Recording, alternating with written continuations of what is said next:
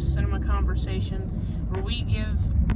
where I, Jack Ellis, and I, Jeff Ellis, give our deepest wishes for a happy Halloween to you and yours. Today, on October 31st, we are dressed as Michael Myers and Dr. Sam Loomis.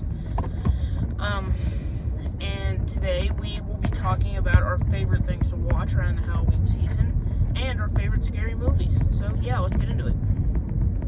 I guess I'll start.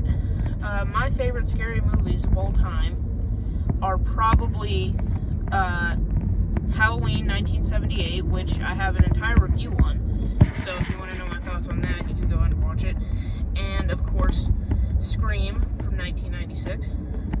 And so Scream came out in 1996, and it's a great horror movie because it kind of comments on the hallmarks of horror movies while also being a part of those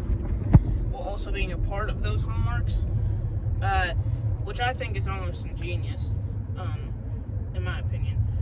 Ghostface in this is really good. Neve Campbell is probably one of the best horror movie heroines of all time. And there's not a lot to say that already hasn't been said. I'll probably sometime give a full review of Scream.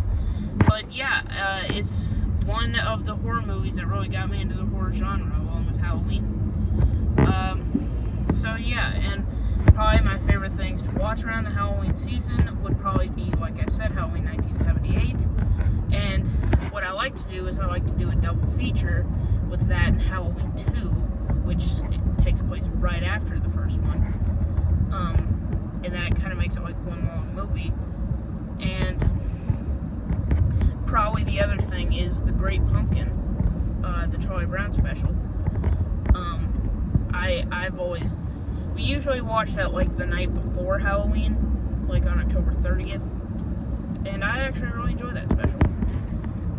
Dad, do you have anything to say?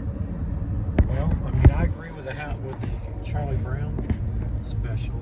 I've been watching that for 40-some years, so I think it's a classic.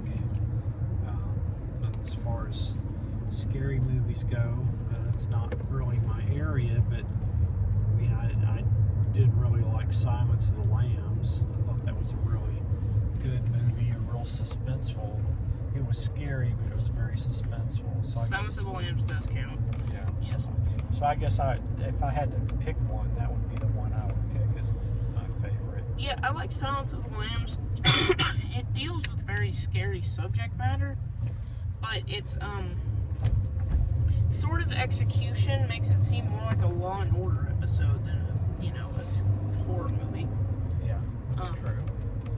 And I actually heard a theory, which we'll talk about right now, that James Gumb, otherwise known as Buffalo Bill, who I believe was a patient of Dr. Lecter's, was actually, Dr. Lecter made him go into psychotic, murderous rampages by kind of planting seeds in his mind to do that sort of thing. So if Lecter ever got caught, he would be able to use him as a negotiating device with the FBI and a chance to escape. Okay, well that makes sense.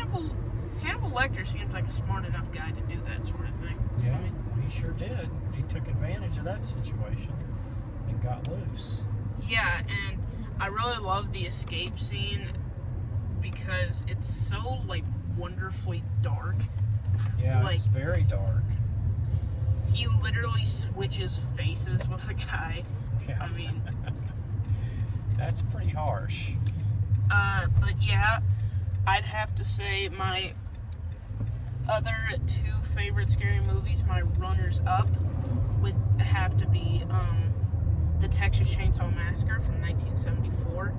I love that movie for its sort of sense of realism, almost like a docudrama.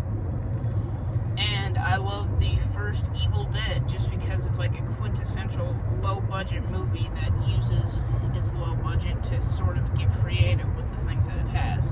And that's what I've always tried to do with my short films. And yeah, not much else we can say. We're going trick-or-treating in Louisville. Well, at least cousin, and Dad is going to a Halloween party, and we wish you all a happy Halloween from the Cinema Conversation Happy Halloween special. You want to say Happy Halloween, Dad? Happy Halloween. All right. I hope you all enjoyed my Halloween reviews and our Halloween specials. And just tomorrow, we'll probably get started on Christmas. So, stay tuned.